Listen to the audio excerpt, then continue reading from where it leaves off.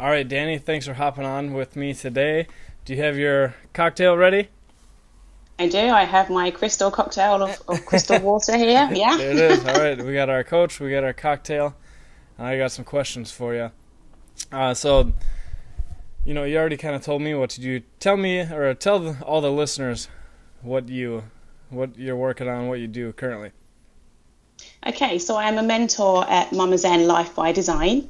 I have a Facebook tribe and alongside my business page and Instagram where I share inspirational material, mostly around following your joy.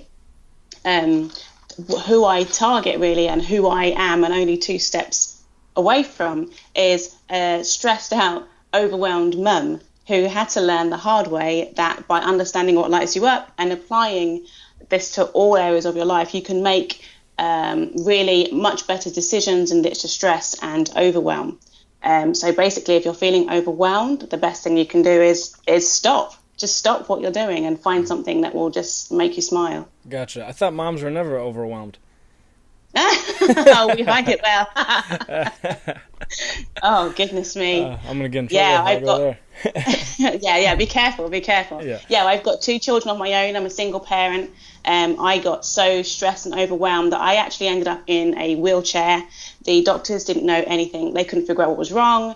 And I had to learn to walk again. I was forced to follow my joy. And at that time, it was literally sitting in my garden and reading a book. And that was the first time in a long time that I had spent time on myself. And that seems to be a common theme. The more people I talk to is that they kind of were directed to what they're doing through like a crash or like a Yes. bottom. So could you just tell me a little bit more about that crash and and then I have a follow-up question for you. Okay, so like I said, I'm a single parent. I have two girls. At the time, I was working 50 hours a week in a job that I did not enjoy. Right. Every single thing I did there, every time I did something that I didn't believe in, that wasn't in line with my values, anytime I was too tired to go in but forced myself to, every single time I made a decision that wasn't aligned, I built up resentment.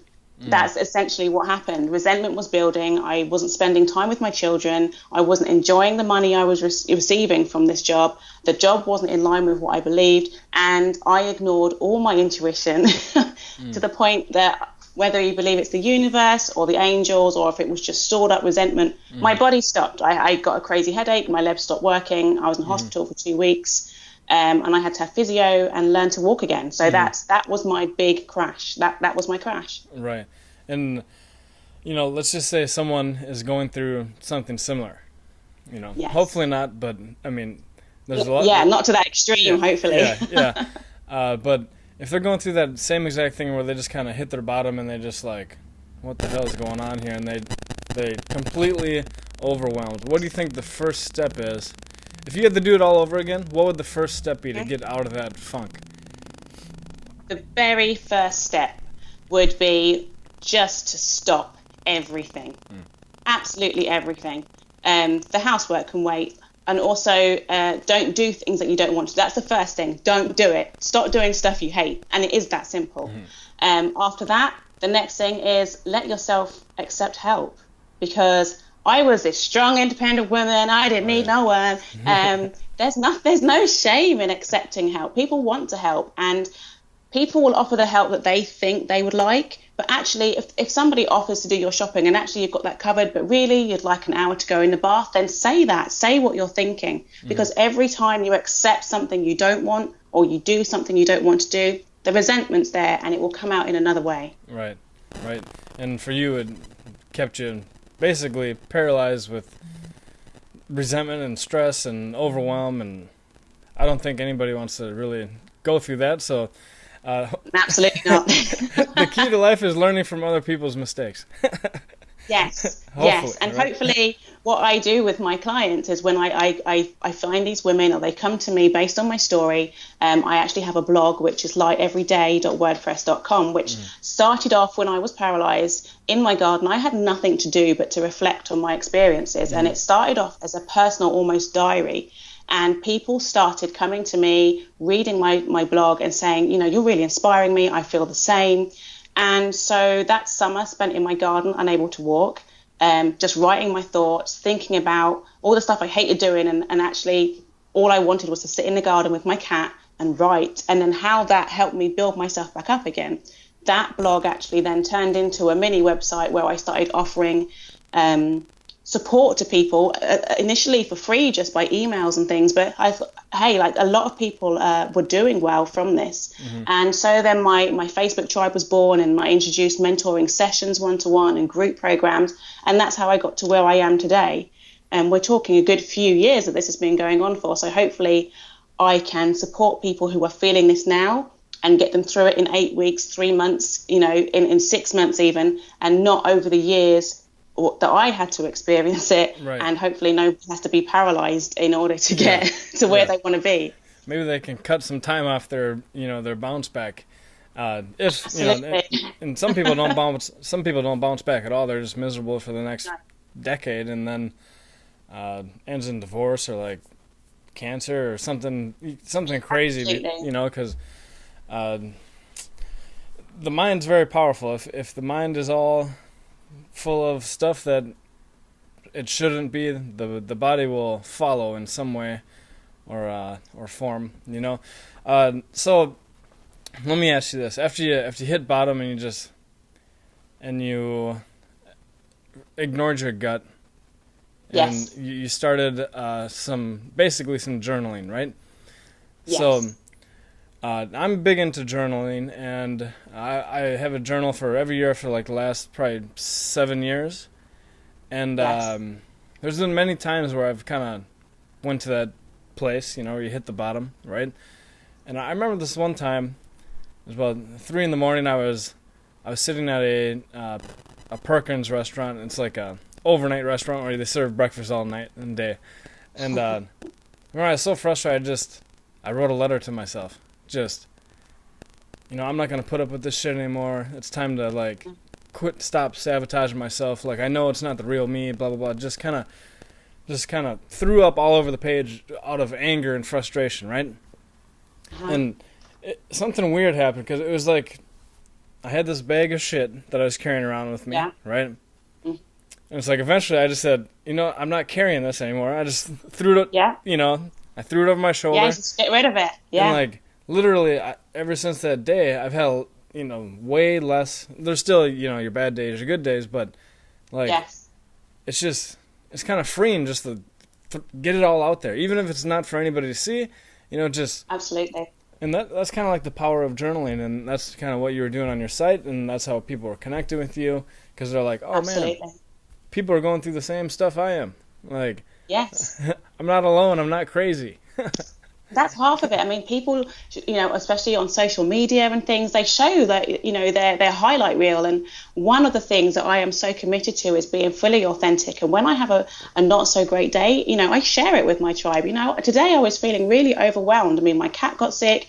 I had plans for today that have gone out the window, and I was feeling overwhelmed. And do you know what I did? I just threw the list out the window, and I went for a walk and pulled myself together and thought, what's not working?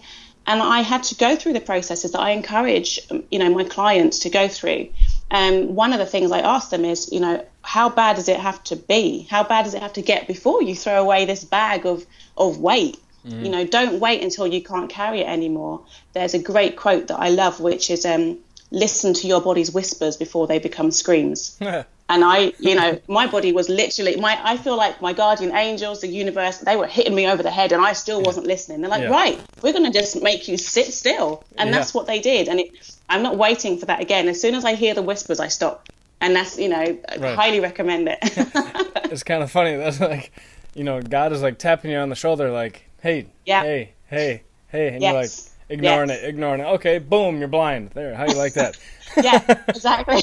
Absolutely. I mean, I've got so many stories that way to show. I hated this job so much, and there's a bit of an ongoing joke. I mean, I had, on the way to work one day, my car literally caught fire, and I still ignored it. And then, I had a day where I decided to work from home, and the candles set fire to my work table, and I still ignored it. And my friends are going, what is it going to take for you to listen?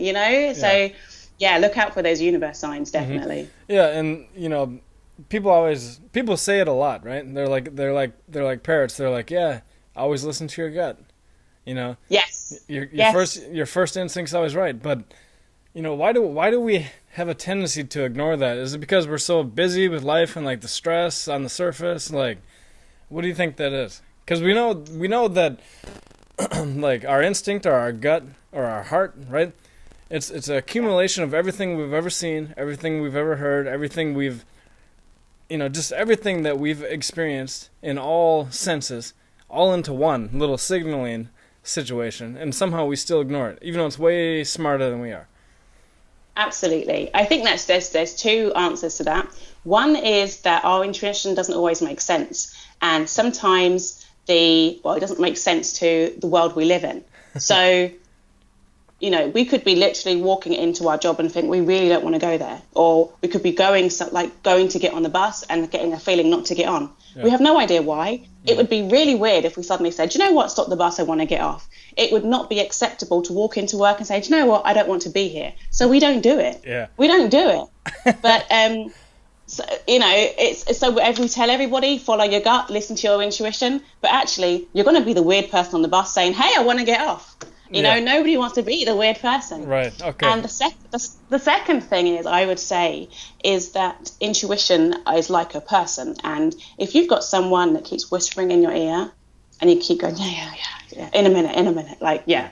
And eventually they're going to stop speaking to you. Yeah. Like, why would you keep giving advice to someone who doesn't listen ever, even though it's for their, the best? Eventually you go, fine, do it on your own, Yeah. And so we tune out from that. So I think there's two ways about it there. But, I've had my intuition tell me not to get on a bus before, and I was actually in Jamaica, and I went to get on the bus and it didn't feel right. So I waited for the next bus. The bus I didn't get onto actually was in a crash. Oh, wow.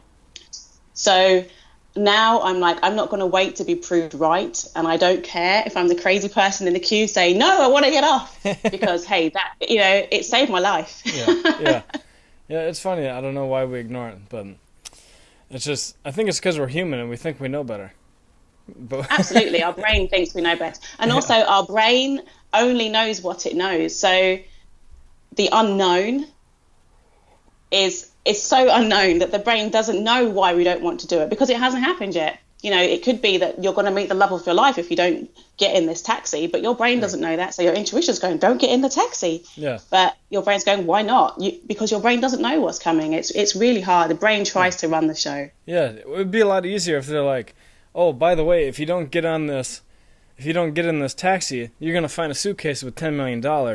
Like, if they communicated with us like that, or if our instinct communicated like that, man, that'd be a lot easier and probably a lot more beneficial.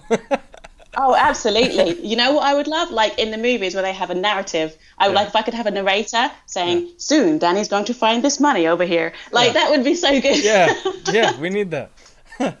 Yes. Or like, well, Mike's about to make the same mistake he's made 10 times, and watch him really fuck it up this time. How cool would that be? That'd be awesome if we could hear it. Yes. Okay. So talk to me a little bit about, it seems like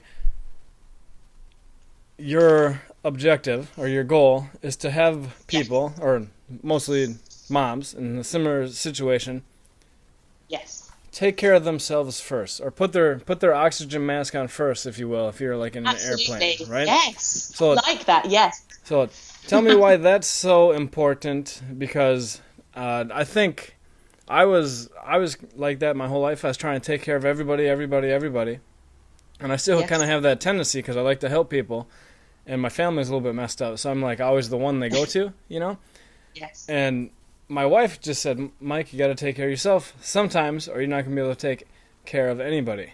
So tell me, tell us what to do.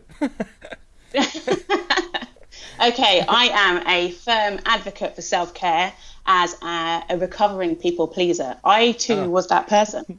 Yeah. The go-to for all my friends, the person that held the family together, organising all the social functions, helping out at school. Like I was so busy, constantly busy. I didn't know how to sit still. I didn't understand that rest was good. I saw it, the busier I was, it felt like a medal of achievement. But all I did was run myself into the ground. All I did was start to resent other people for their freedom. But you can get so overwhelmed doing all this stuff. It's almost like you forget what it is that lights you up. Instead of thinking, hey, I've got an hour free here to do something I like, I was filling my time with more stuff I didn't want to do. Yeah. So all I did was have more stuff I didn't want to do. Yeah. It was a really, really hard cycle to break. But, when I was at rock bottom, I couldn't help anybody. So I was no use to my children. I was no use, I felt I was no use to anyone. So yes, put your oxygen mask on first. Be the best you. And when you're let up, when you're healthy, when you're rested, when you're vibrant, when you're following your joy, one, life is so much more fun. Two, people want to be around you. And three, if you're carrying around this resentment and this, I've got to do this, people pick it up. I know when someone's doing something from obligation. And then we can go into a whole section about vibrations and vibrating at a low level and attracting more people who just want to suck the life out of you. So as you raise your vibe, you more people you're having fun with them and you're enjoying what you're doing, and life just is better. You give more freely, but you have to give yourself. I saw a quote that was, God, what you feed yourself first, God gives you more of. Right. Now, whether you're religious or not, it makes sense that the first person you take care of is the person, you need to fill yourself up in order to go out and carry out any good in the world. Right. Yeah, because, the question, have you ever read the book called The One Thing? I haven't read the book called The One Thing. Tell me about it.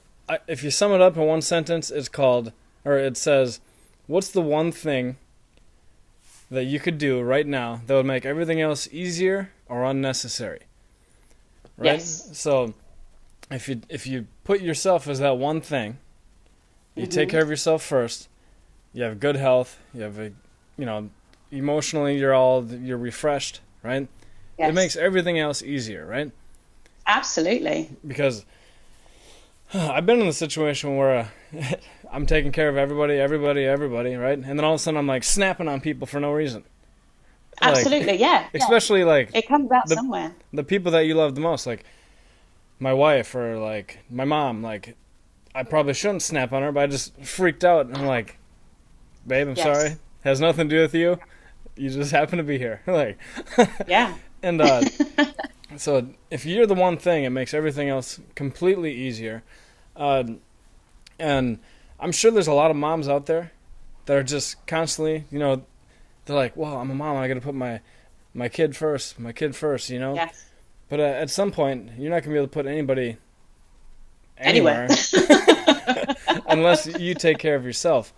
Absolutely. So how can people kind of get through that little mental block that says, your mom, you have to take care of your kid first? And it's also like, by society, it's also encouraged, right? Like, the selfless mom, like, she takes care of everybody else. But at some point, you're not going to take care of anybody. So how can you get through that mental belief that, this is what you need to do? Yeah, that's a really good question. And I think a lot of that is based around guilt. The society does say put everybody first and put your children first. And for me, it was really hard to say, actually, no, me first, me before my children. Simple thing was, if you're a breastfeeding mum, say, if you're not eating well and you're not drinking good fluid, you're not going to be giving good breast milk to your child. Yeah. So we can take it right back to basics like that. If you're not rested, if you don't feel you have time to brush your teeth, then you're going to be a really grumpy mum, and the children are going to pick up on that. So through experience, I've learned that 1 hour spent on me means the whole day with my children is so much better than if I don't have any time and I giving everyone snippets of time, but actually all I want to do is read my book. It's people know when you're giving freely and when you're giving out of obligation, and when you start giving freely, you'll feel the difference in that.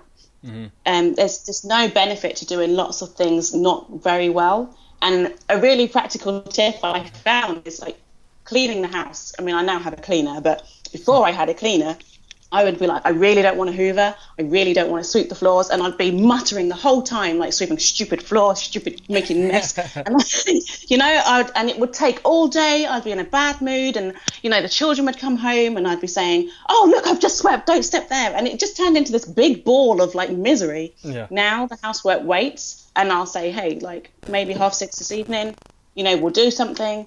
And I get the whole house done in a quarter of the time that I would have had I have done it when I was resentful. So It's actually more efficient to put yourself first and be in your best place. Yeah. And you get more done. Mm-hmm. It's as simple as that. So it doesn't mean that anything stops happening. It doesn't mean that you're less of a mum or your house is more messy or any of that. Yeah. It actually means that you feel better and it still all gets done. You know? And you get to ask for help as well. Ask for help. Yeah. It's just like, it's not a big deal. Yeah. It's called The Happiness Advantage. This guy named Sean Anker wrote this book called The Happiness Advantage, and it's proven that happiness comes before success, right? Like a lot of people are like, oh, I'll be happy when, I'll feel better when. And what he's saying is that the science proves that happy first leads to more creativity, better relationships, better at sales, better at management. Like if you're happy now, or you put yourself first, everything else gets easier. Like it's literally called the happiness advantage. Like if you're happy, everything else you have an advantage in. So we just need to take care of ourselves. Like that's why we do. That's why if I don't, one of my core values in life is to always be growing, right? To learn. And it's one of those things that's kind of like, if I don't read for 2 or 3 days, people can tell, because I'm just like I feel like I'm about to slap somebody for no reason, and I don't want to slap anybody, but no, please don't. But that's what I feel like I want to do. Like, just leave me alone. I just want to learn something, read my little book, let me get my nerd on, and then I'll talk to you after. And I get, it's just one of those things. And I kind of slip into that, too, even though I'm not a mom or a female. But, we're all the same. We just express ourselves different, right? So, it's just so important. Have you read any good books, or you have any resources that people might be able to, dive into? Oh, my goodness. So many. Where would I even begin? I am a big fan of Rebecca Campbell. So Light is the New Black. I love that. And it's a sort of book that you could pick it up and pick any page and there'll be an amazing source of inspiration on it around self-care and listening to your intuition. The Power of Now is one of my favorite books at the minute, Eckhart Tolle. Yeah, absolutely. That's just a favorite. What else? There's so many on my Dark Side of the Light Chasers. Oh wow! By Debbie Ford. I never heard of that. All about owning your shadow, but that's a whole other podcast. Yeah. Power of positive thinking. Yeah. There are so many. Yeah, that's kind of like the beginner's guide, like the power of power of positivity or whatever the case is. It's it's very basic, but it's kind of cool that they have good stories in there that so the positive person actually kind of misjudges themselves quite a bit, right? Yes. The negative person is very accurate with themselves. But the funny thing is that the optimistic person always accomplishes double or triple the pessimist, right? But this person's more accurate, what actually can be done. But this person, he's kind of, us positive people are a little bit ignorant to reality. We're just why not? Why can't we just do everything? Sure, I can do that. Superwoman, let's go to the top. Yeah, exactly. Why not? There might be more struggles, but we overcome the little obstacles more often, where with the pessimist or the negative person, they'll just stop where they think they can, right? Yes. Like Henry Ford. It's great to... Yes, absolutely, like Henry Ford. I tell you what, it's great to not even consider that you might not do it. It's why wouldn't I? Sure, just give it a try. And it's you keep going, whether it be Colonel Sanders or Henry Ford or, all of these great people you hear of. Yeah. Just kept going. Just kept going. And one way that I've really built my confidence, which is it's kind of weird because you think confidence would come before action, but like there's a lot of times that I've doubted myself, and I just Yes. did it. Like I tell my little brother, I'm like, it's okay to doubt yourself, just do it anyways. Like, Yes.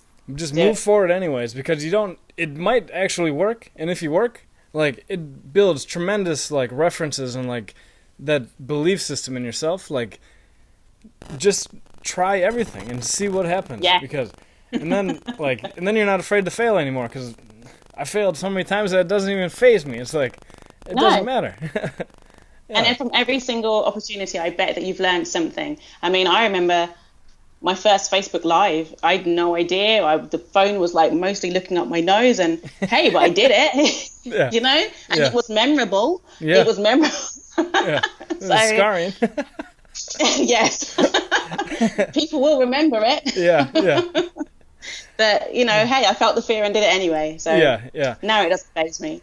Okay. Can't get any worse than that. Yeah. Okay. Good. So give me all the information where people can find you again, and then also just give us one last word of advice, and then we'll say goodbye. Okay, so you can find me on Facebook at Mama Zen.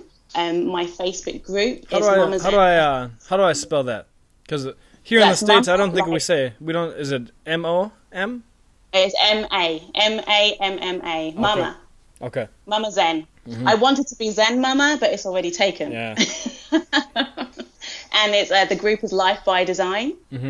And my blog is lighteveryday.wordpress.com. So just giving you a little bit of light every day is where. And is comes that from. that's the LIGHT?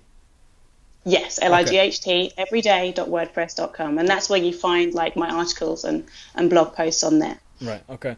So people can really dig into your mindset because you have a few blog posts that they can connect. Oh, with. yes, I have a good few blog posts taking you right from the day that I was sat in the garden in my wheelchair all the way up until now. Okay. That's pretty cool. I got to check that out.